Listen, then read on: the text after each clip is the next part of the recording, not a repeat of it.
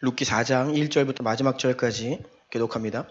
보아스가 성문으로 올라가서 거기 앉아 있더니 마침 보아스가 말하던 기업 물을 자가 지나가는지라. 보아스가 그에게 이르되 아무개여 이리로 와서 앉으라 하니 그가 와서 앉으매. 보아스가 그 성읍 장로 10명을 청하여 이르되 당신들은 여기 앉으라 하니 그들이 앉으매. 보아스가 그 기업 물을 자에게 이르되 모압 지방에서 돌아온 나오미가 우리 형제 엘리멜렉의 소유지를 팔려 함으로 내가 여기 앉은 이들과 내 백성의 장로들 앞에서 그것을 사라고 내게 말하여 알게 하려 하였노라. 만일 내가 물으려면 물으려니와 만일 내가 물으지 아니하려거든 내게 고하여 알게 하라. 내 다음은 나요 그 외에는 물을 자가 없느니라 하니 그가 이르되 내가 물으리라 하는지라. 보아스가 이르되 내가 나오미의 손에서 그 밭을 사는 날에 곧 죽은 자의 아내 모압 여인 룻에게서 사서 그 죽은 자의 기업을 그의 이름으로 세워야 할지니라 하니 그 기업 물을 자가 이르되 나는 내 기업에 손해가 있을까 하여 나를 위하여 물으지 못하노니 내가 물을 것을 네가 물으라. 나는 물으지 못하겠노라 하는지라.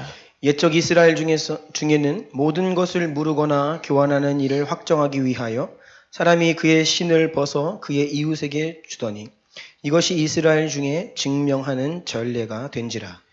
이에 그 기업 물을 자가 보아스에게 이르되 내가 나를 위하여 사라 하고 그의 신을 벗는지라. 보아스가 장로들과 모든 백성에게 이르되 내가 엘리멜렉과 기리온과 말론에게 있던 모든 것을 나오미의 손에서 산 일에 너희가 오늘 증인이 되었고 또 말론의 아내 모압 여인 룻을 사서 나의 아내로 맞이하고 그 죽은 자의 기업을 그의 이름으로 세워 그의 이름이 그의 형제 중과 그곳 성문에서 끊어지지 아니하게 하매 너희가 오늘 증인이 되었느니라 하니. 성문에 있는 모든 백성과 장로들이 이르되 우리가 증인이 되나니 여호와께서 내 집에 들어가는 여인으로 이스라엘의 집을 세운 라헬과 레아 두 사람과 같게 하시고 내가 에브랏에서 유력하고 베들레헴에서 유명하게 하시기를 원하며 여호와께서 이 젊은 여자로 말미암아 내게 상속자를 주사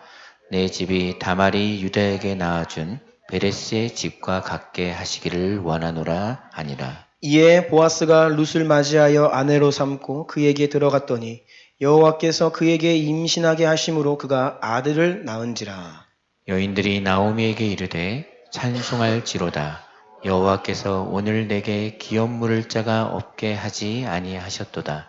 이 아이의 이름이 이스라엘 중에 유명하게 되기를 원하노라.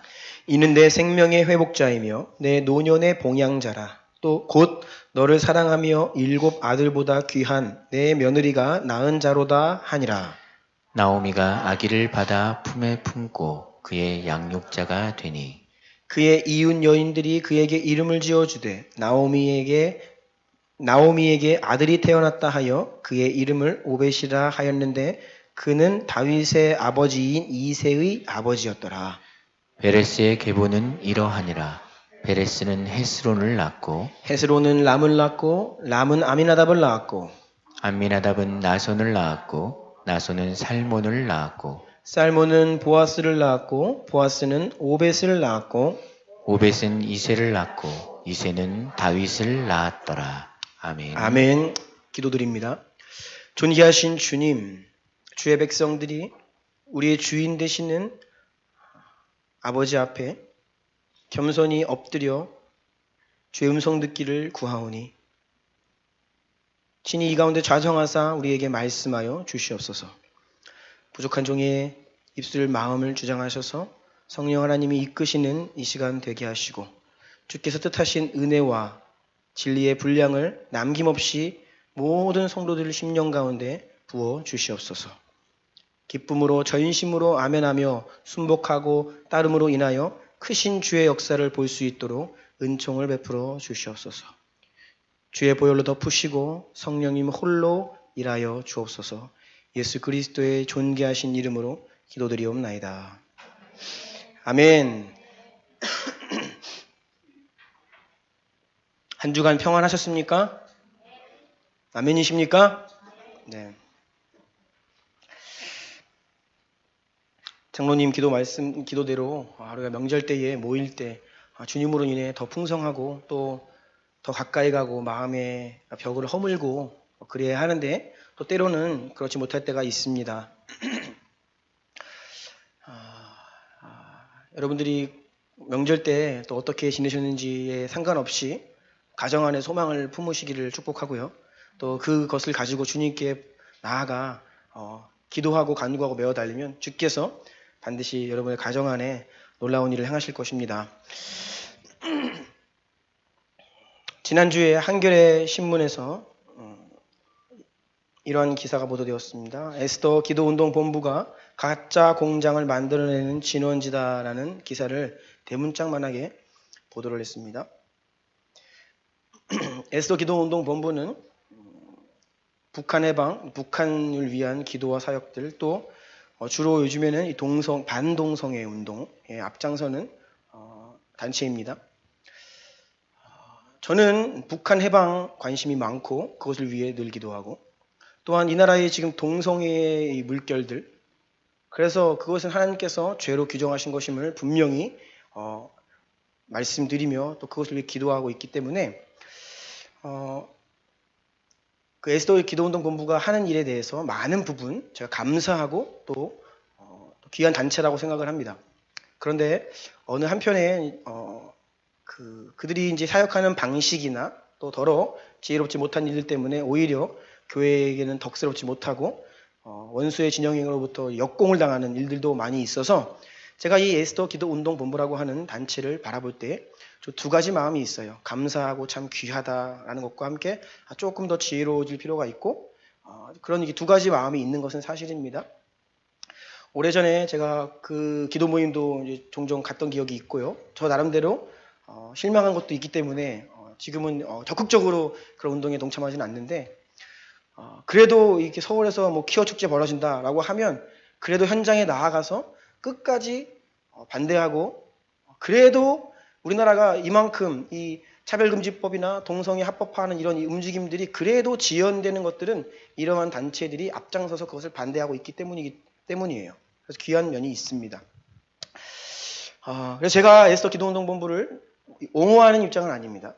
저는 그 귀한 면과 좀 부족한 면을 다 인식을 하고 있는 사람으로서 그 기사를 보았습니다. 그런데 한겨레 신문이 이 에스더 기도운동본부가 가짜 뉴스를 만들어내는 공장이다라고 이야기하면서 정작 본인들이 가짜 뉴스를 만들었습니다.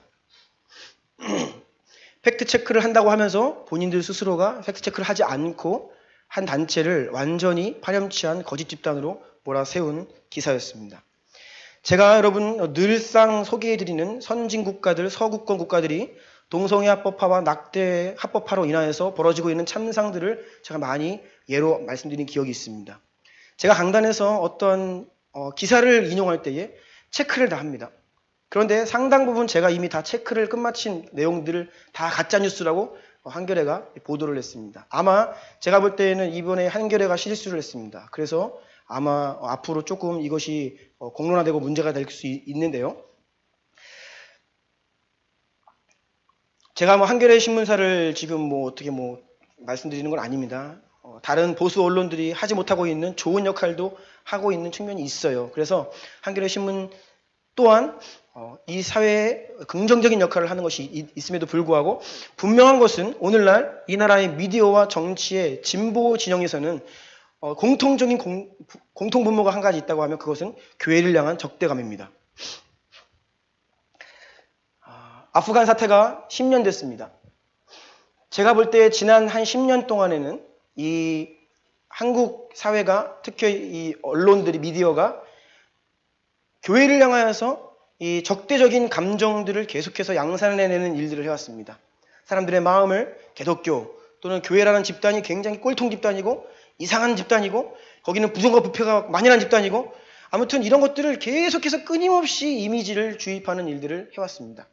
간간히 또 간을 보면서 해왔습니다. 그런데 이제 오늘날 지금 여기에 이르러서는 이제 국민들의 공감대가 특별히 젊은이들과 미디어의 공감대는 이 교회를 향하여서 이 적대적인 감정으로 굉장히 뭉치고 있어요. 그래서 이제는 노골적으로 이 일들을 하는 느낌을 받습니다. 그동안은 조금 이렇게 적절히 조금 제한된 수위로 해왔다고 하면 이제는 적대적으로 전면적으로 교회를 향해 공격을 해오는 일들을 할 것이다 라고 생각이 되어집니다. 여러분, 시대를 분별하셔야 합니다. 그런 동시에 어저께는 또 제주도에서 퀴어 축제가 시작되었습니다. 이 문재인 정부 들어서서는 이제는 이 퀴어 축제는 서울 시청광장에서만 일어나는 일이 아니라 모든 전국적인 주요 도시에서 1년 내내 일어나는 연중 행사가 되었고, 그것을 반대하는 기독교 측을 향해서는 경찰들이 굉장히 그것을 진압하는 강압적인 모습을 보이고, 동성애 진영은 소수인권이기 때문에 그들을 보호해주는 어떤 그런 입장을 취한다는 것입니다.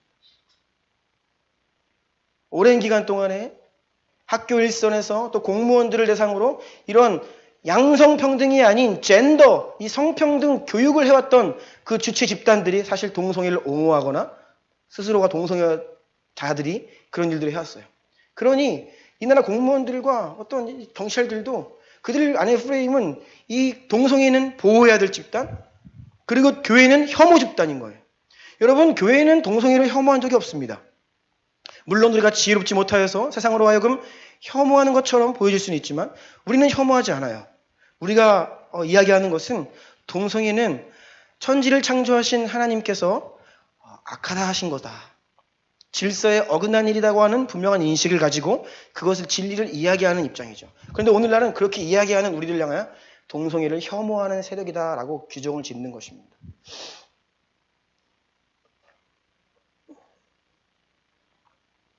이런 일들을 말씀드리는 이유는요. 여러분, 영적인 계절로 보자면 이제 한국은 혹독한 겨울로 접어드는 시즌입니다. 이제 우리는 봄날, 여름날, 추수의 계절 다 지났고요. 이제는 우리에게는 혹독한 겨울이 오는 겨울의 초입부입니다. 여러분, 이 찬바람이 느껴지지 않으십니까? 우리를 향한 적대감과 이 교회를 향한 공격들, 여러분 느껴지셔야 됩니다. 제가 왜 이 말씀을 드리냐면, 만약 여러분들이 지금 여기에서, 제가 안타까운 마음이 있어서 그래요. 지금 오늘날 여기에서 주일날 겨우 교회 한번 오고 내 신앙생활 겨우 유지하고 우리 교회가 제가 그토록 개척하면서부터 5년 동안 그렇게 이야기해왔던, 여러분 매일매일 말씀과 기도하지 않고서는 그리스도인이 아니라고 말씀드리는 이것들이 여러분 겨우겨우 되고 때로는 안 되고 있다라고 하면요, 그동안은 여러분 그냥 별거 안 해도 추수의 때였고 날씨 좋아서 먹고 살만 했습니다. 그런데 이제는 혹독한 겨울이 오고 있어요. 지금보다 훨씬 힘들어진다는 것입니다. 여러분, 겨울이 오면 겨울 날 준비를 해야 됩니다. 수도관을 동여매고 양식을 비축하고요. 준비를 해야 혹독한 겨울을 지날 수 있죠. 혹독한 겨울이 온 이후에 준비하려 하면 때는 늦은 것인데, 여러분, 저와 여러분들은 과연 우리에게 지금 다가오는 이 마지막 때에 성경이 우리에게 분명히 이야기하고 있는 이 말세의 그 고난들에 대해서, 우리가 맞이할 냉혹한 현실에 대해서 얼마나 깨어 분별하고 준비하고 있느냐. 저에게, 또 우리 교회에게 여러분들 스스로에게 질문을 던져봤으면 좋겠습니다. 특별히 지금 시대적 이슈 13번째 시간, 경제적 압박이라는 소주제로 4번째 시간인데요. 경제적인 영역, 돈 문제 더 힘들다는 것입니다. 앞으로 더 여러분의 인생을 옥죄할 것입니다. 쓸 것은 많은데 돈은 없어질 것입니다. 먹고 살기가 어렵다는 겁니다. 당연히 경제가 어려워지면 염려와 걱정과 두려움으로 인하여서 우리의 마음이 굳어지고 차가워지고, 그래서 하늘의 것에 관심을 갖기보다는 이 땅 위에서 내 인생, 내 미래, 내 노후, 내 앞날, 내 자녀, 우리 집 어떻게 할 것인가에 매몰될 수 있다는 것이죠. 그러면 우리도 모르게 하나님을 떠나게 되는 것입니다. 그러함으로 인하여서 우리는 급격한 배도의 시대를 맞이하게 될 것입니다. 성경은 많은 사람들의 마음 가운데 사랑이 식고 주님을 떠난다고 했습니다. 여러분, 그 시대가 우리에게 오고 있습니다. 중국 땅을 보십시오. 경제가 발전하고 올림픽을 개최했습니다. 그 나라의 자유가 올 것 같았죠. 그런데 이전과는 비교할 수 없는 강도 높은 교회를 향한 핍박이 오고 있습니다. 우리가 섬기고 있는 커미션 파송한 북경에 있는 교회 결국 폐쇄되었습니다. 1000명이 넘는 교회이고, 그럼에도 불구하고 그 교회 목사님이 끝까지 선교사를 파송하면서 그 시진핑 정권이 교회 안에 CCTV를 잘 달겠다고, 달지 않으면 감시하겠다는 것이죠. 교회 폐쇄시키겠다는 그 요구 앞에 어떻게 교회 안에 CCTV를 다냐 거부했는데 결국은 교회가 폐쇄당했습니다. 그리고 이 목사님은 선교사를 파송하면서 자신들의 가족들을 성도들에게 부탁하고 자신이 이제 앞으로 어떻게 될지 모른다. 이게 지금 중국에서 벌어지고 있는 일입니다. 여러분, 지난 금요일 날 우리가 또 신은 죽지 않았다 영화를 봤습니다.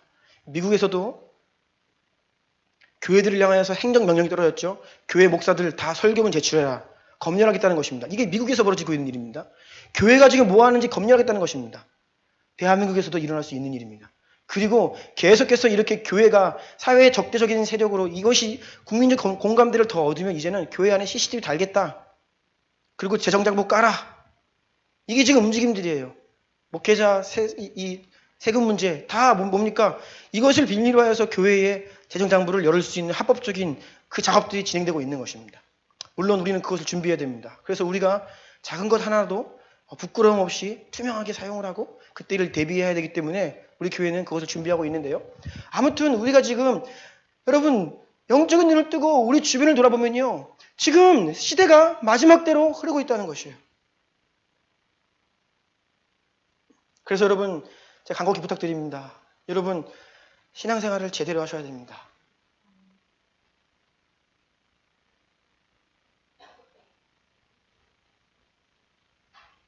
우리가 이 경제적인 압박 다루면서 지난 시간에 이 불로소득과 토지 공개념 제도에 대해서 살펴보았는데요. 하나님 나라의 이 정의로운 경제 정의, 즉 희년에 관련된 법이 있다라고 했죠. 이것이 오늘날 하나님을 믿지 않는 일반 국가 안에서 제도적으로 잘 실현될 수 있는 방법이 바로 토지 공개념 제도라고 하였습니다. 그래서 이 토지 공개념 제도에는 하나님 나라의 희년 그 원리가 들어가 있다. 그래서 우리가 정치 논리에 휩싸여서 이 토지 공개념 제도를 그냥 거부하기만 하면 하나님의 뜻을 대적할 수 있다라고 해서 우리 분별을 요하는 부분입니다. 오늘은 조금 더 깊이 이 희년의 원리에 대해서 살펴보기를 원합니다. 경제적 압박 네 번째 시간인데요. 제목을 같이 한번 읽겠습니다. 시작. 하나님 나라에서 유명한 자와 무명한 자는 누구인가? 이 세상에서는 잘 나가고 유명한 사람이 있습니다. 보통 우리는 그러한 사람들을 부러워합니다. 하지만 이 세상에서 유명했고 모든 사람들이 부러워했던 그 사람이 하나님 앞에 섰는데 하나님께서는 내가 너의 이름을 모른다 라고 하는 사람이 있다는 거예요.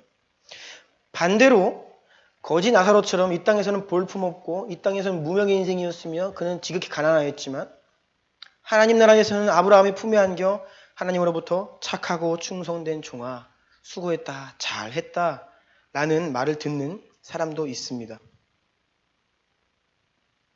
제가 요즘 주님께 더더욱 간구하고 있는 한 가지는 주님 제가 이 땅에서는 무명한 자로 살되 하나님 앞에서는 유명한 자가 되고 싶습니다. 하나님은 제 이름을 기억하는 인생 되고 싶습니다. 교회 안에서도 마찬가지입니다. 유명한 교회가 있고 유명한 사역자가 있고 이름을 날리는 분들이 있습니다. 그런데 적지 않은 자들이 하나님 앞에 섰을 때에 내가 너의 이름을 도무지 알지 못한다. 계시록에도 나오죠. 살았다 하는 이름은 있으나 실상은 죽은 자라고 이야기하며 세상에서는 유명한 교회임에도 불구하고 하나님께서 볼 때에는 죽은 교회라고 말씀하시는 교회가 있다는 것입니다. 저는 제 인생이 이 땅에서는 무명하더라도 하나님 앞에서는 유명한 자가 되고 싶고요. 우리 주나의 교회가 세상에서는 무명의 교회일지라도 하나님 앞에서는 정말 존귀한 교회 되기를 원하고요. 여러분 모두가 주나의 성도들이 하나님 보실 때에 정말로 잘했다. 내가 네 이름을 안다. 라는 그런 말을 듣는 여러분 되기를 축복합니다. 제가 지난번 설교를 하면서 설교를 꼭 다시 드려야 된다고 말씀해 주셨는데요. 다시 듣고 오셨는지 모르겠습니다. 왜냐하면 지금 이제 설교가 이어지기 때문에 지난번 설교가 좀 잘 마음의 토대에 깔려 있어야 그 위에 세워질 수 있는 설교입니다. 그래서 부탁드리기는 이 시리즈 설교 좀 잘 다시 들으십시오. 그리고 룻기를 읽어오라고 제가 어저께 단체 문자를 보냈는데요. 룻기 전체 내용을 좀 다룰 거기 때문에 좀 그 기본 이해가 있어야 하는데요. 한번 가보겠습니다. 자, 1. 안식년, 면제년과 희년, 토지 무르기. 우리가 안식년과 희년에 대해서 지난 시간에 이제 살펴보았는데 다시 한번 살펴봅니다. 7년마다 돌아오는 안식년에는 토지를 경작해서는 안 되죠. 그 땅을 쉬게 하는 1년입니다. 7년에 한 번. 그리고 이 안식년은 면제년이라고도 일컬어집니다. 모든 저당권을 포함한 부채, 빚이 탕감되고 노예와 종은 해방됩니다. 또한 이 면제년, 안식년, 면제년에 관련되어서 우리에게 주시는 말씀을 상대적으로 부한 자는 가난한 자에게 필요에 따라서 쓸 것을 넉넉한 마음으로 베풀고 꾸어주되 이자를 받지 말고 안식년이 도래하거든 그것을 탕감해 주어라 라고 하는 것입니다. 재정의 청지기로 살 것을 하나님께서 말씀하고 계십니다. 그래서 이 안식년이 7번 지난 50년째 해가 희년이죠. 그러니까 안식년과 면제년은 희년의 법, 하위법이에요. 사실 희년에 묶여있는 것이죠. 50년째 해인 희년이 되면 모든 이스라엘 사람들은 하나님께서 각 가문에게 분배해 주신 본래 조상으로부터 물려받았던 토지를 되찾게 됩니다. 하나님께서 이스라엘 모든 가문에게 허락하신 토지는 모든 사람들이 성실하게 땀 흘려 일을 하고 정당한 대가를 얻으면서 살 수 있도록 하신 이스라엘 백성들의 기본권이었다라고 말씀드렸죠. 그래서 모든 사람들의 기본권은 땅이 있어야 한다. 자기의 땅이 있어야 열심히 일하고 그 대가를 가지며 살 수 있다라는 것이죠. 근데 오늘날의 대부분의 국가들이 이 경제 정의가 심각히 왜곡되어 있죠. 가진 자는 더 가지려 하기 때문에 가난한 자를 착취합니다. 가진 자들은 돈을 가지고 더 부하려 돈놀이를 합니다. 그 돈을 가지고 더 일을 하기보다는 불로소득을 꾀합니다. 그리고 땅에 땅을 가옥에 가옥을 늘려가며 더 부하기를 꾀하죠.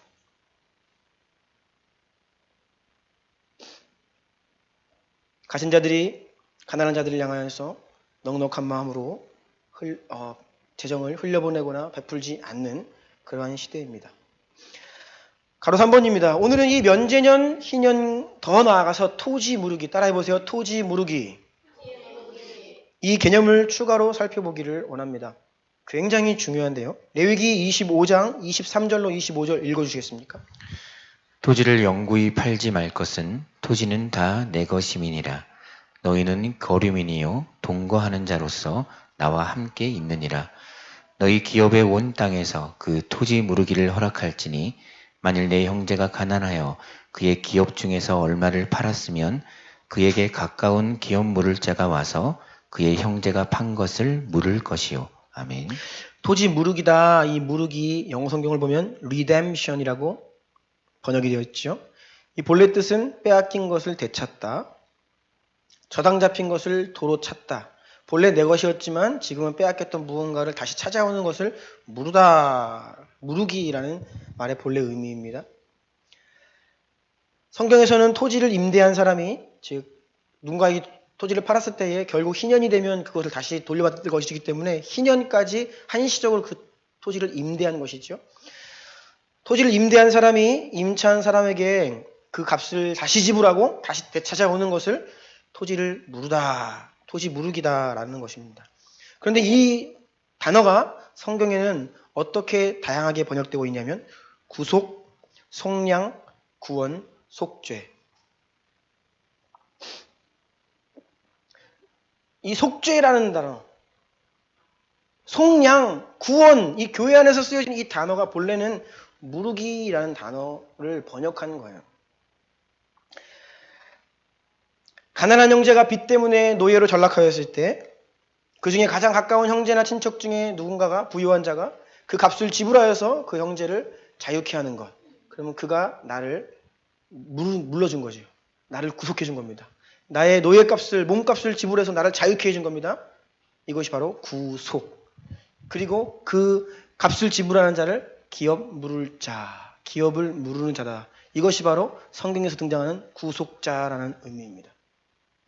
이스라엘 백성들이 구속, 속량, 구원, 하나님 나의 구원자이십니다, 구속자이십니다 라고 이야기할 때 이것은 영적인 차원의 이야기가 아니라 이렇게 실제적인 나의 빼앗겼던 땅을 되찾아주는 그 사람, 노예로 전락한 나를 위해 몸값을 지불해준 그 사람, 우리 일컬어 구속자라고 이야기하는 겁니다.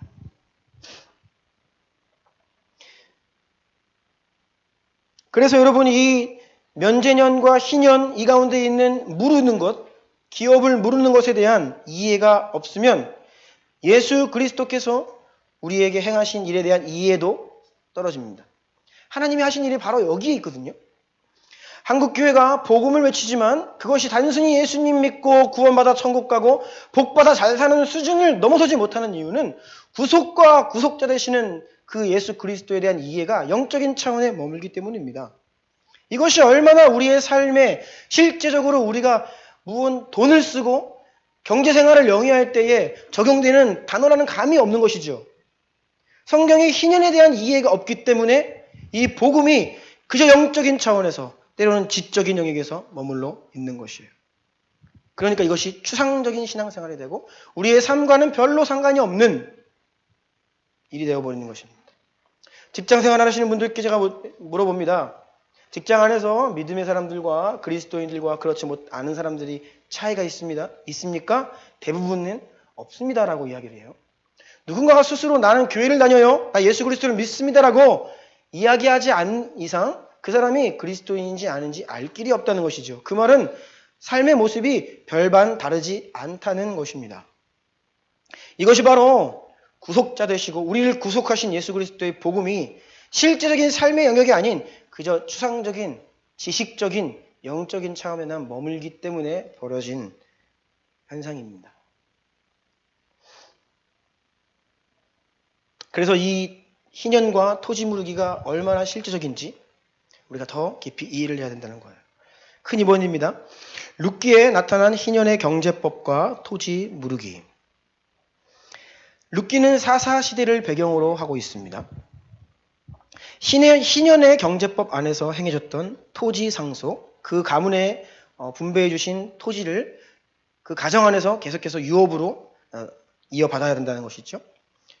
그리고 토지 무르기, 어떤 일 때문에 그 땅을 누군가에게 팔거나 임대했을 때 다시 희년이 도래했을 때 다시 그 땅을 되찾는 것, 이거 무르기 개념이고요. 그리고 아니면 누군가가 그 값을 대신 지불해 줌으로 인하여서 그 땅을 본래의 가문에게 돌려주는 것, 이 기업 무르기, 토지 무르기가 이 룻기의 핵심적인 역할을 하고 있어요. 룻기를 좀 살펴보면 엘리멜렉이라고 하는 유다 지파의 한 가문이 등장합니다. 이 엘리멜렉은 생계를 위해서 이스라엘 땅에 오랫동안 가뭄이 있었습니다. 극심한 가뭄이에요. 땅이 황폐해졌습니다. 농사를 지어도 소출이 별로 없어요. 그래서 그는 생계를 위해서 토지를 누군가에게 팔고 임대해 준 거겠죠. 그 돈을 챙겨서 이웃나라 모압 땅으로 아내와 두 아들을 데리고 떠납니다. 그 미천을 가지고 이웃나라 가서 장사를 하려 했던 건지는 뭔지 모르지만 아무튼 부모로부터 물려받은 땅을 누군가에게 빌려주고 그 돈을 가지고 모압 땅으로 이주를 했습니다. 그런데 모압으로 이주한 지 10년 만에 이 엘리멜렉, 그 가정의 가장이었던 엘리멜렉이 죽고 그 두 아들 모두 다 죽었죠. 나오미 홀로 남아 한 며느리는 떠나고 룻이라고 하는 한 며느리, 나오미와 룻, 이 두 사람만 쓸쓸하게 베들레헴으로 돌아오게 되는 겁니다. 룻기 1장 1절부터 쭉 읽어주시겠어요? 사사들이 치리하던 때에 그 땅에 흉년이 드니라. 유다 베들레헴의 한 사람이 그의 아내와 두 아들을 데리고 모압 지방에 가서 거류하였는데 그 사람의 이름은 엘리멜렉이요 그의 아내의 이름은 나오미요 그의 두 아들의 이름은 말론과 기련이니 유다 베들레헴 에브라 사람들이더라. 그들이 모압 지방에 들어가서 거기 살더니 나오미의 남편 엘리멜렉이 죽고 그들이 거기에 거주한 지 10년쯤에 말론과 기련 두 사람이 다 죽고 그 여인은 두 아들과 남편의 뒤에 남았더라. 빈손으로 고향에 돌아온 나오미에게 있어서 이제 가장 큰 화두는, 관심은 무엇이냐? 희년이 언젠가입니다. 땅 다 팔고 갔잖아요. 10년 만에 돌아왔는데 그 땅을 다시 되찾아야 되는데 희년이 오면 그 땅이 다시 돌아오죠. 그러니까 희년이 얼마나 남았느냐, 이것이 나오미의 관심이었을 것입니다. 어쩌면 나오미가 죽기까지 희년이 오지 않을 수도 있죠. 50년이라고 하는 세월은 짧은 세월이 아니죠. 뿐만 아니라 희년이 만약에 나오미가 죽기 전에 돌아온다고 해도 이 나오미 그리고 며느리 롯에게는 유다 지파의 상속자가 없습니다. 자녀가 없어요. 나오미도 본래 엘리멜렉 가문이 아닌 다른 집안에서 시집을 왔습니다. 룻 또한 이방 여인으로서 이 가문에 시집을 왔지요. 엘리멜렉 가문에 지금 자손이 없어요. 그러면 희년이 되어도 그 땅을 받을 자손이 없기 때문에 땅을 돌려받을 수가 없습니다. 이것이 나오미가 지금 처해 있는 절박한 처절한 현실이에요. 모든 재산을 탕진하는데 희년이 도래해도 모든 사람들에게 희망의 날인 희년이 도래해도 자기에게는 돌아올 땅이 없는 것입니다. 딸이라도 있으면 괜찮아요. 이 민수기 말씀에 보면 슬로브앗의 딸들이 나옵니다. 본래 가장과 아들에게로 그 유업이 이어지는데 이 슬로브앗이라고 하는 사람은 아들이 없었죠. 딸들만 있었습니다. 이 딸들이 모여서 모세에게 나아갑니다. 우리 형제는 다 자매들입니다. 남자가 없는데 그러면 유업이 안 내려옵니까? 그래서 하나님께서 맞다. 그들이 말이 맞다. 아들이 없다고 하면 딸에게도 그 유업을 줄 수 있다라고 말씀하시죠. 이게 남녀 차별이라고 생각하시면 안 돼요. 모든 딸들은 다른 가문에 또 시집을 가죠. 그러면 그 유업을 받는 것입니다. 그런 개념이에요. 모쪼록 나오미 룻에게 자녀가 없습니다. 룻기 1장 11절 저 밑에 있죠. 읽어주세요. 나오미가 이르되 내 딸들아 돌아가라. 너희가 어찌 나와 함께 가려느냐. 내 태중에 너희의 남편될 아들들이 아직 있느냐. 없다는 것이죠. 그래서 본래 말론과 기럨 그 두 아들 이외에 다른 아들이 있다라고 하면 룻을 계대결혼법에 의해서 룻의 남편이 될 수 있습니다. 여러분 계대결혼법을 이런 측면에서 이해하지 않으면 회개망측한 법일 수 있습니다. 그것은요 아주 정의로운 하나님 나라의 법입니다. 한 여인이 시집을 왔습니다.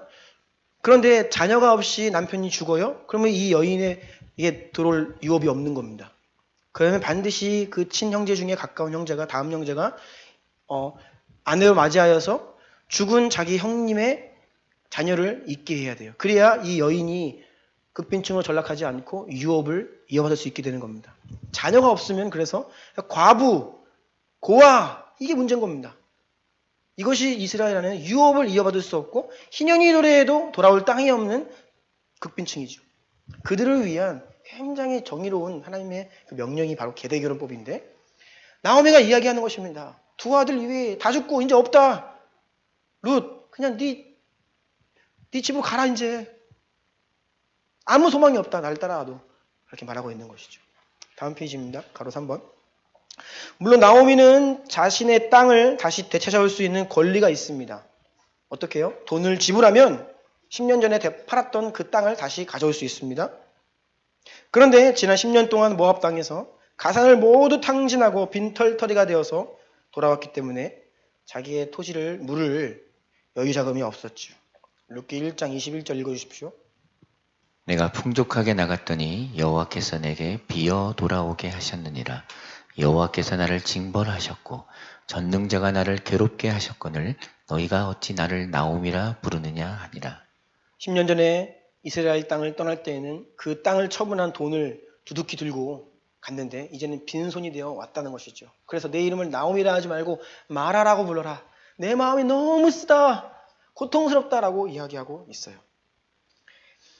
이러한 절망적인 상황에 처한 자들을 위해 하나님은 희년의 경제법을 주신 것인데 그래서 나오미는 이제 어떻게 하냐. 자신의 기업을 물을 권리가 있는 의무가 있는 가장 가까운 친척을 찾는 겁니다. 그래서 그 친척에게 당신은 우리 가족이 빼앗겼던 그 토지 값을 지불하고 다시 되찾아오는 당신은 기업 물을 자입니다. 이 기업 물을 자가 구속자라는 뜻이죠. 나의 구원자. 당신이 기업 물을 자입니다.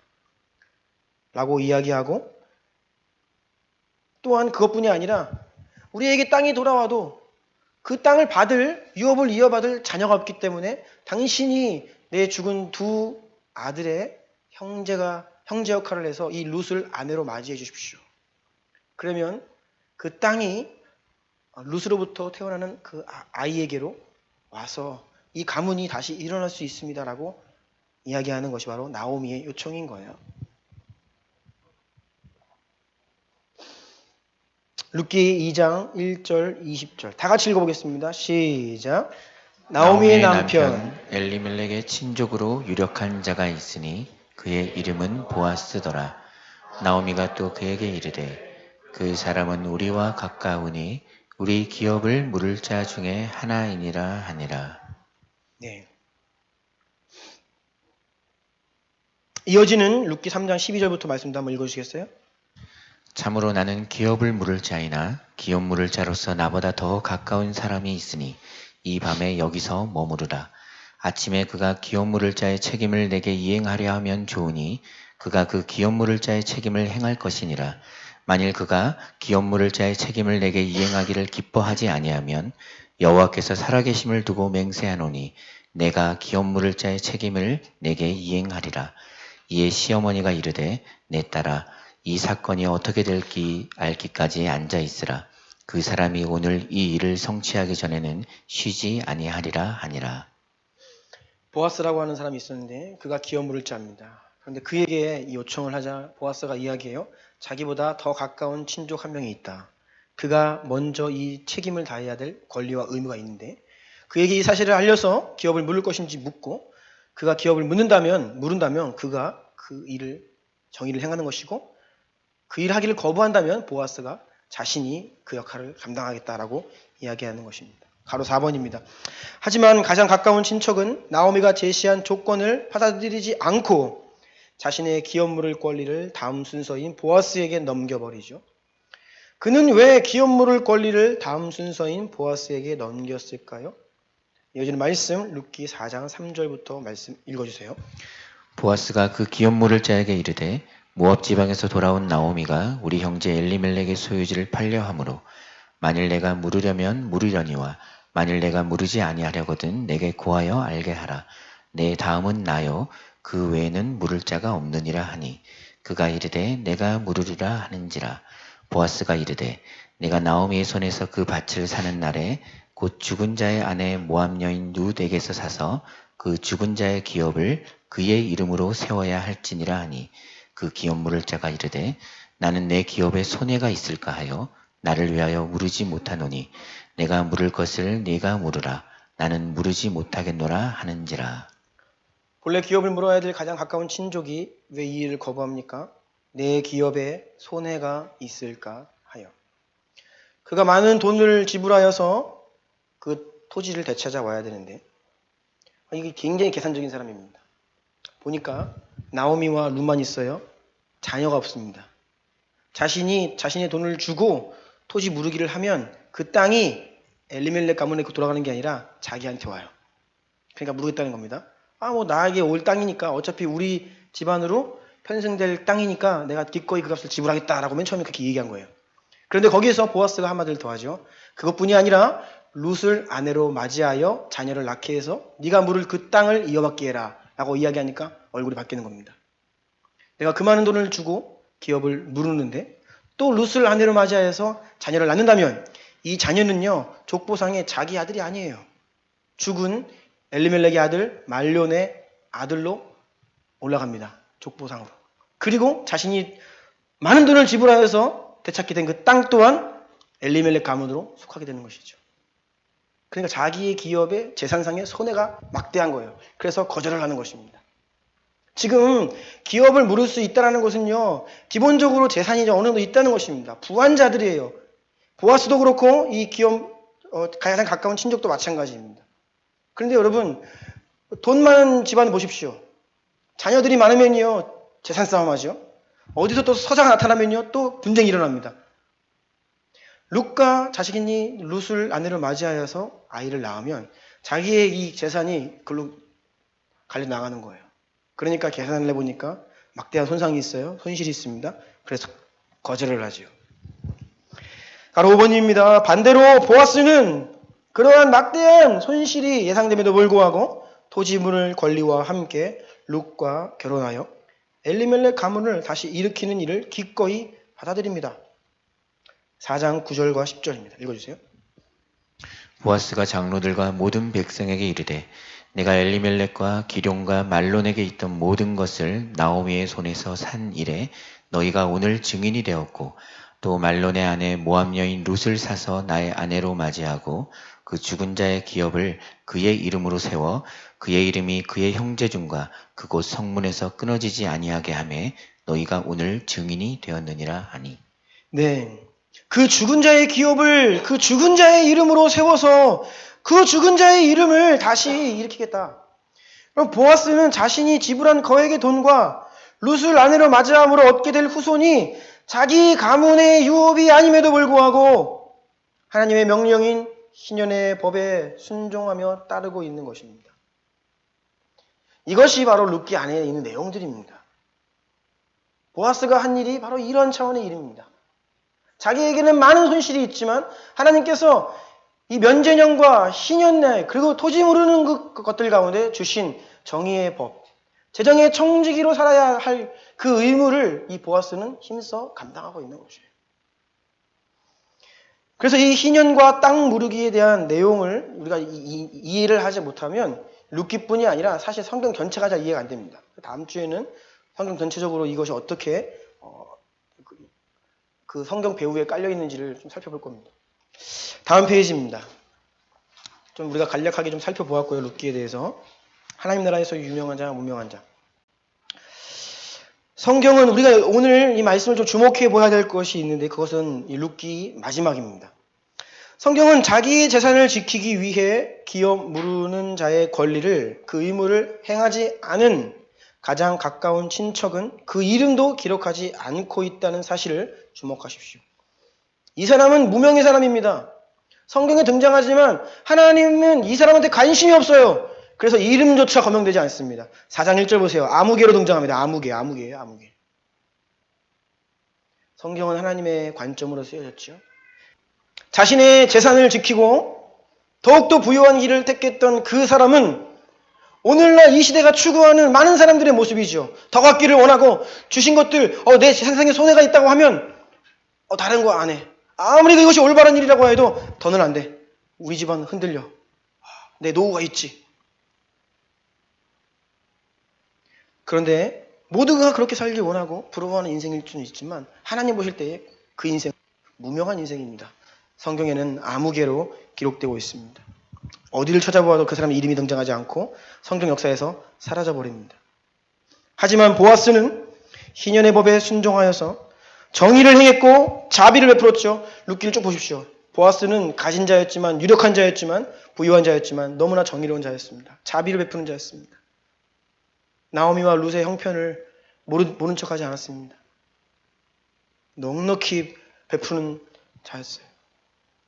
그가 그러한 정의와 자비를 행하자 그를 통해 다윗의 자손 예수 그리스도가 이 땅에 임하게 되는 영광을 얻게 되죠. 또한 보아스는 예수 그리스도를 예표하는 자가 됩니다. 오늘 본문 룻기 3장 18절을 보면요. 그 사람이 오늘 이 일을 성취하기 전에는 쉬지 아니하리라. 전 페이지에 기록되어 있죠. 이 일을 성취하기 전에는 쉬지 아니하리라. 여러분 이러한 말은 여호와 하나님께 합당한 말입니다. 성경을 찾아보면요. 이사야서에 만군의 여호와 열심히 이 일을 이루리라.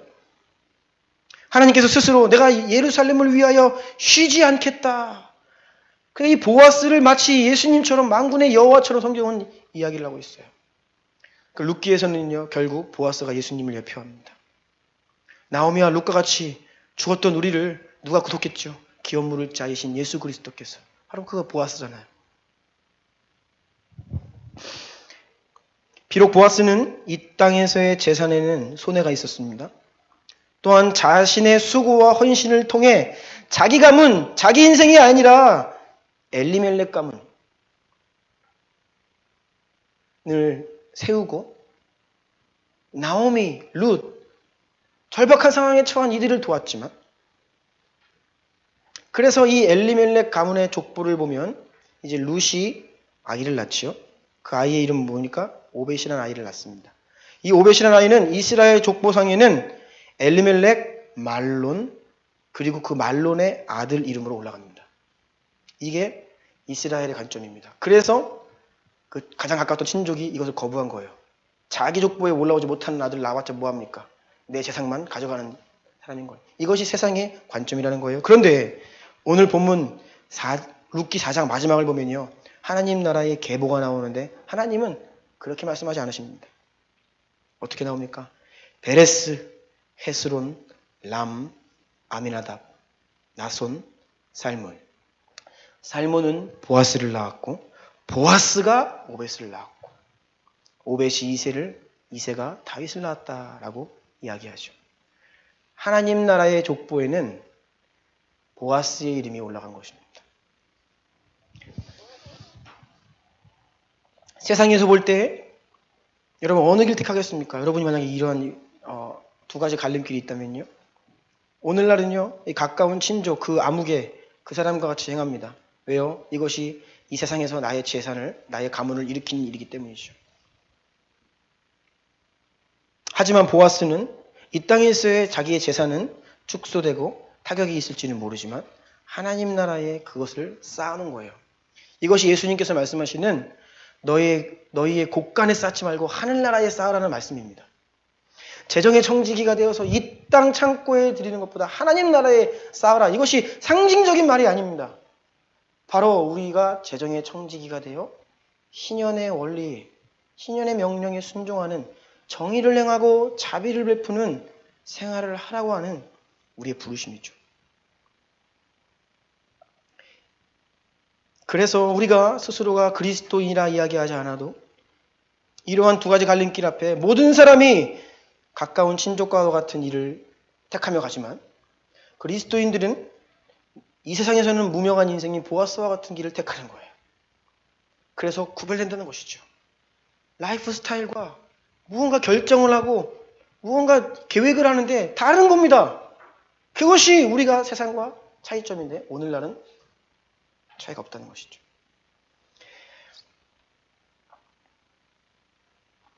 그래서 가까운 친족은 세상에서는 유명한 자입니다. 사람들이 그런 인생을 살기를 원해요. 하지만 하나님 나라에서는 그는 무명한 자입니다. 주님 앞에 섰을 때에 내가 네 이름을 모른다 라고 그런 이야기를 듣는 사람이죠. 대부분의 사람들이 그리스도인들조차 세상의 관점으로 살아갑니다. 이 땅에서 잘 살기를 원합니다. 이 땅에서 평안하기를 원하고 이 땅에서 보다 더 누리기를 원합니다. 그런데 문제는 우리가 그렇게 살다 보면 우리는 보아스보다는 이름도 없는 가까운 친족 아무개와 같은 인생을 살 수 있다는 것입니다. 그러면 우리의 한평생 인생은 조금 안락하고 평안할 수는 있지만 하나님 앞에서는 잊혀진 이름이 된다는 것입니다. 천국에서 무명한 자가 되는 것이죠. 말씀 마무리하려고 합니다. 가로 3번입니다. 여러분은 하나님 나라에서 유명한 자가 될 것인지 무명한 자가 될 것인지 오늘도 우리 앞에는 이 두 가지의 갈림길이 있습니다. 특별히 경제적인 압박이 더욱 가속화되고 있는 이때 우리가 이 두 가지 길이 있는 거예요. 재정의 청지기가 되는 길입니다. 한 가지 길은. 그래서 하나님 명령하신 경제 정의를 행하고 도움이 필요한 이들에게 인색하지 않고 자비를 베풀고 하나님 나라를 위해 헌신하며 살아갈 것인가? 또 다른 길은 재정의 청지기의 반대말은 돈의 노예이죠. 만문에 사로잡혀 살아가는 것입니다. 이 세상의 경제와 소비의 흐름을 따라 내 인생, 내 미래, 내 가정의 안위만을 생각하며 그곳에 매몰되어 살아가는 자가 될 수 있다는 것입니다. 이것은 매우 실제적인 문제입니다. 고린도서 6장 9절 10절 다 같이 읽어볼까요? 시작.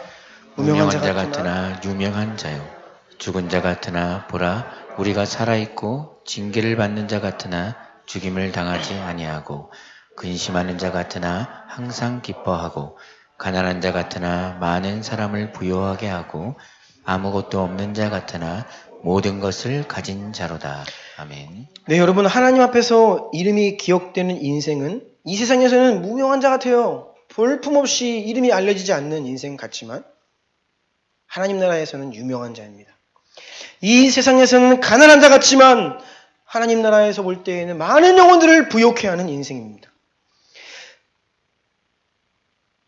마치 징계를 받는 것처럼 그 삶이 고달프고 어렵고 힘겨울지라도 그 심령에는 주님으로 인한 기쁨이 흘러 넘치고 그리하여 많은 인생들을 주님께로 인도하는 부욕해 하는 복된 인생이라는 것입니다. 여러분, 저와 우리 주나임교회와 여러분의 인생이 바로 하나님 앞에서 유명한 자들 되기를 축복합니다. 하나님 앞에서 유명한 자 되기를 축복합니다. 기도하는 시간을 갖겠습니다. 다시 한번 권면드리기는 꼭 설교가 업로드되면요 다시 좀 들어주시고요. 지난번 설교와 함께 이어서 좀 들어주시고요. 굉장히 중요한 내용들입니다. 그리고 다음 주까지 이제 이어가는데 여러분들 이것을 잘 따라오시기 위해서 깊이 이해를 하셔야 되고요. 마지막 때는 경제적 압박의 시대라고 하였습니다. 우리를 억제해 옵니다. 우리의 마음을 차갑게 만듭니다. 사랑이 쉽게 합니다. 다른 사람을 돌아볼 겨를이 없이 내 인생 하나 챙기기도 힘든 버거운 그런 시대가 오고 있습니다. 그런데 이러할 때일수록 우리는 정신을 바짝 차리고 재정의 청지기가 되어야 합니다. 그렇지 않으면 돈의 노예가 되어 만모니즘에 사로잡혀 나도 모르게 하나님을 떠나게 되는 그런 인생을 살 수가 있는 것이죠. 여러분, 시간 한번 기도합시다. 하나님, 보아스와 같은 자가 되게 하십시오. 이 땅에서는 무명할지라도 하나님 앞에서 유명한 자가 되게 하십시오. 주님 앞에 섰을 때에 수고했다, 힘들었지, 착하고 충성된 종아 잘했다라고 인정받는 인생이 되어야겠습니다.